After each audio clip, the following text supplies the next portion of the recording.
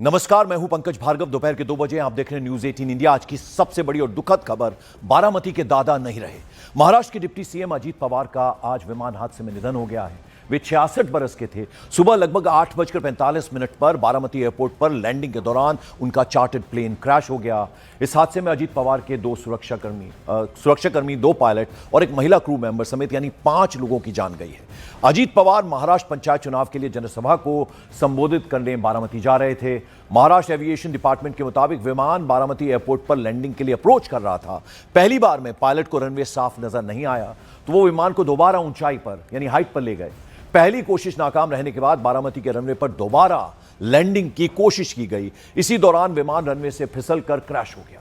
Crash के साथ ही विमान में जबरदस्त धमाका हुआ और ये दुखद खबर यानी अजीत पवार जी का निधन हुआ। उनके अलावा कुल मिलाकर 5 लोग थे जिन सब के इस हादसे में निधन हो गया है। तो बेहद दुखद खबर आज महाराष्ट्र के लिए, देश के लिए, यानी 66 बरस की उम्र में आज विमान क्रैश होने से महाराष्ट्र के डिप्टी सीएम अजीत पवार का निधन हो गया और पूरा बारामती इस वक्त शोकग्रस्त है।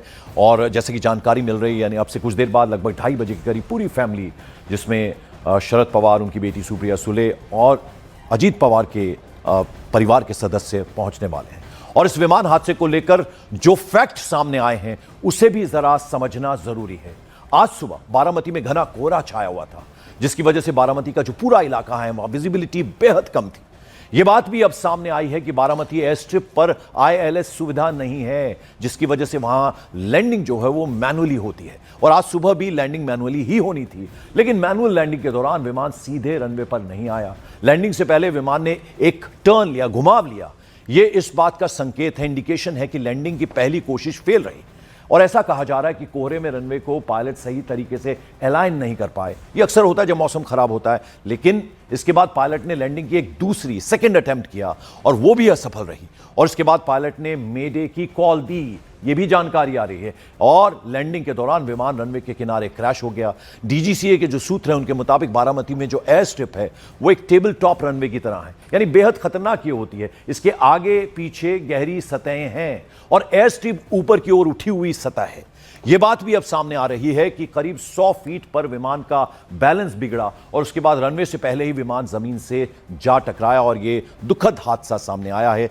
और बता दें, अजीत पवार के विमान हादसे का पूरा घटनाक्रम 8 तस्वीरों के जरिए जरा हम आपको समझा रहे हैं।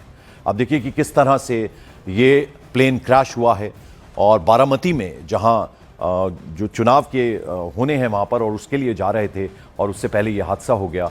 कोहरा इसकी बड़ी वजह बताया जा रहा है, यानी पहले अटेम्प्ट में प्लेन को लैंड नहीं करवा पाए पायलट और वापस लेके गए। घुमाव के बाद दोबारा कोशिश की गई और पहाड़ी इलाका है, टेबल टॉप की तरह ये भी है और एयर स्ट्रिप भी थोड़ी उठी हुई है जो बताया जा रहा है। और क्रैश के बाद पूरा फ्यूल टैंक जो है वो फट गया और उसके बाद भयानक आग लग गई। आग की लपटें आप देख पा रहे हैं और 5 लोग इसमें सवार थे, अजीत पवार समेत। और ये आखिरी तस्वीर भी हम आपको एक तस्वीर में दिखा रहे हैं, यानी जब उन्होंने उड़ान भरने से पहले जब रवाना हुए थे एयरपोर्ट की तरफ, उस वक्त की भी तस्वीर है। तो आज पूरा महाराष्ट्र में शोक की लहर है। काला दिन बताया है देवेंद्र फडणवीस ने, महाराष्ट्र के मुख्यमंत्री ने। कोई उन्हें अपना दोस्त बता रहा है, कोई अपना साथी उन्हें बता रहा है और जननायक भी कह रहे हैं उन्हें देवेंद्र फडणवीस। घड़ी से हुई अजीत पवार के शव की पहचान, ये भी चश्मदीद जो है ये बताना है उनका। और अजीत पवार का पूरा शरीर जल चुका था, ये भी जो आई विटनेस वहां पर थे। यानी जैसे ही ये धमाका हुआ, प्लेन जब क्रैश लैंडिंग उसकी हुई और उसके बाद उसमें आग लगे तो वहां मौके पर जो लोग पहुंचे थे, चश्मदीद ने क्या कुछ कहा, जरा उनकी बात आपको सुनवा दें। दिल्या आणि साईडला एक बॉडी पडलेली ती पाहिली, पण म्हणजे ते आम्हाला माहीत नव्हतं कोणाची आहे, पण ती नंतर कळलं की अशी दादांची बॉडी होती आणि ते फक्त वरचं मुंडकं असं ते साईडला गेलेलं आणि खालची बॉडी होती ते पूर्ण फुगलेली आणि असे त्यांचे म्हणजे हातपाय असे मोठे झालेले सगळं ते पाहिलेलं. नंतर त्यांनी मग आम्हाला मग आम्ही कापड ब्लँकेट ही नवीन नेली आणि मग त्यांना असं म्हणजे ते गुंडाळलं. त्यांच्या हातात ते वॉची काहीतरी होतं. त्यानंतर ते माणसांनी ओळखले की हे दादाच आहेत, पण आम्हाला माहीत नव्हतं आणि ही घटना खूप दुर्दैवी घडली, असं नव्हतं व्हायला पाहिजे. तो घड़ी से पहचान हुई, पूरी बॉडी जल चुकी थी। आई विटनेस को आपने सुना। अजीत पवार के निधन के बाद अब उस विमान पर सवाल उठने शुरू हो गए हैं जिसमें वो सवार थे, क्योंकि जिस प्राइवेट प्लेन में अजीत पवार बैठे थे उस कैटेगरी के प्लेन पहले भी हादसे के शिकार हो चुके हैं। तो अब ऐसे में सवाल उठ रहे हैं उस प्लेन को लेकर।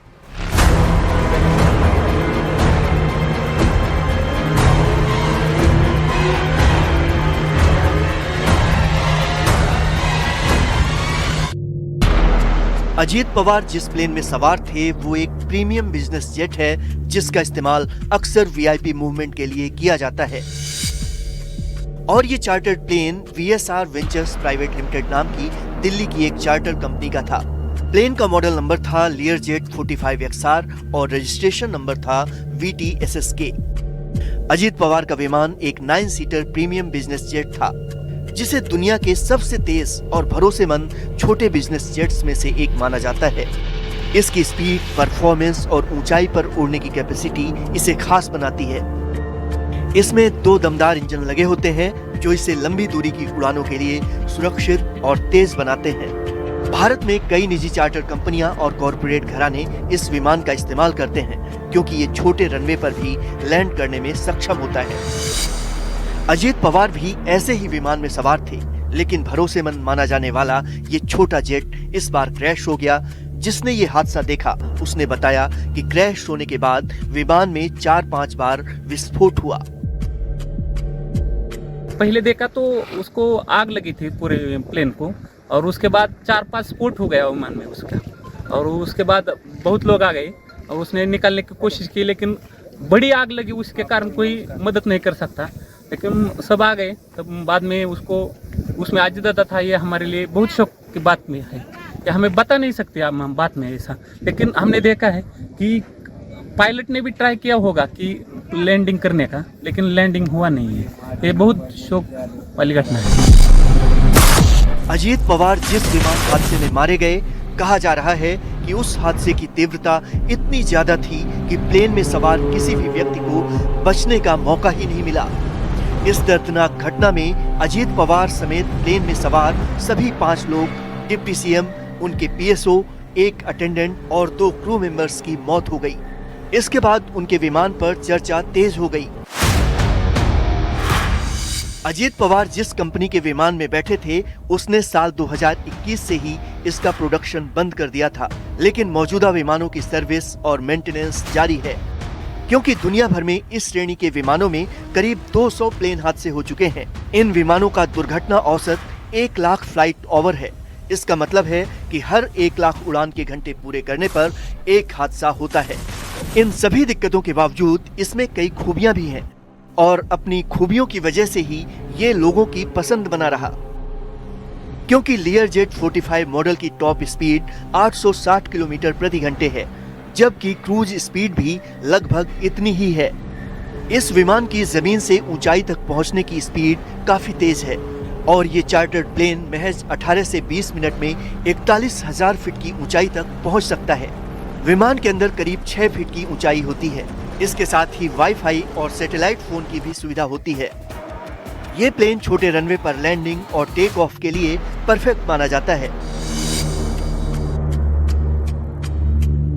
लेकिन हादसे के बाद विमान पर एक बार फिर सवाल उठे, क्योंकि इसी मॉडल का एक विमान हाल ही में फिलाडेल्फिया में भी हादसे का शिकार हो गया था। यानी हादसे पहले भी हुए थे और आगे भी जारी रहे, और इस बार भारत के एक बड़े नेता हादसे के शिकार हुए। और ये जो विमान आज हादसे का शिकार हुआ, उसको लेकर जो फैक्ट सामने आए हैं उन्हें भी समझना बेहद जरूरी है। आज सुबह बारामती में घना कोहरा छाया हुआ था, यानी धुंध थी, और इसी वजह से बारामती का जो पूरा इलाका है विजिबिलिटी बेहद कम थी। यह बात भी अब सामने आई है कि बारामती एयर स्ट्रिप पर ILS सुविधा नहीं है, जिसकी वजह से वहां लैंडिंग जो होती है वो मैनुअली होती है। आज सुबह भी लैंडिंग मैनुअली ही होनी थी, लेकिन जब मैनुअल लैंडिंग के दौरान विमान सीधे रनवे पर नहीं आया, लैंडिंग से पहले विमान ने एक घुमा दिया। यह इस बात की इंडिकेशन है, संकेत है कि लैंडिंग की पहली कोशिश फेल रही। कहा यह भी जा रहा है कि कोहरे में रनवे को पायलट सही तरीके से अलाइन नहीं कर पाए, और इसके बाद पायलट ने लैंडिंग की एक बार दूसरा अटेम्प्ट किया, दूसरी कोशिश की, लेकिन वो भी पूरी तरह से असफल रही। और इसके बाद पायलट ने मेडे कॉल भी दी, और उसके बाद लैंडिंग के दौरान विमान रनवे के किनारे क्रैश हो गया।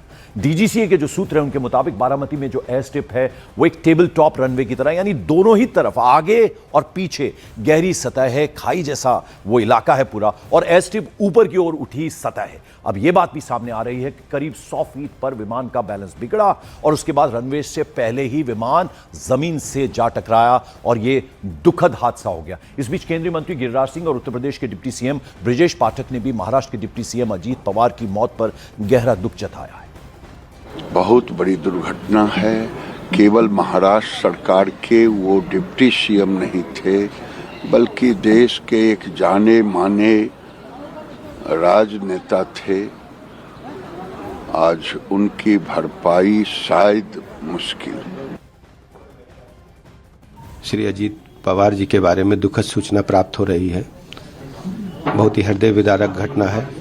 मैं ईश्वर से प्रार्थना करता हूं कि उनके परिजनों को इस असहनीय पीड़ा को सहने की ताकत दें, उनके अनुयायियों को, उनकी पार्टी के सभी पदाधिकारियों को ईश्वर ताकत दे असहनीय पीड़ा को सहने की।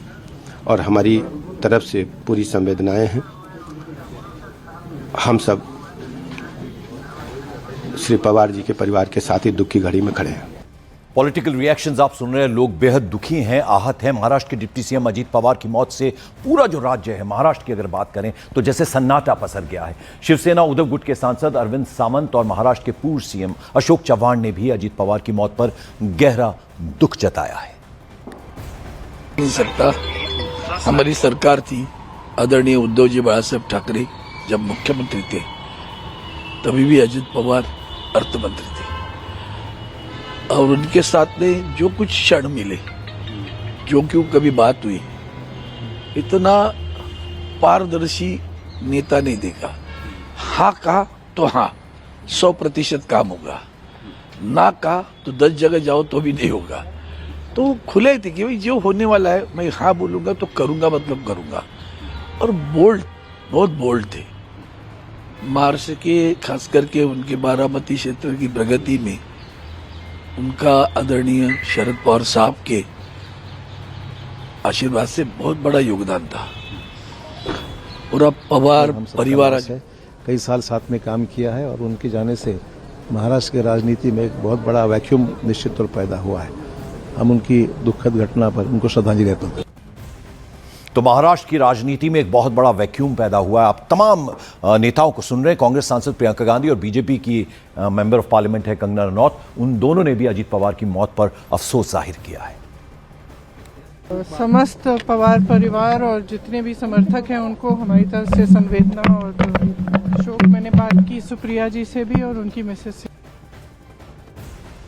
Horrible news and I am so sorry कि मुझे तो अभी एक्चुअली हम लोग बहुत जल्दबाजी में रहते हैं जब सुबह सुबह आते हैं। मतलब there is not enough word to say कि पर खैर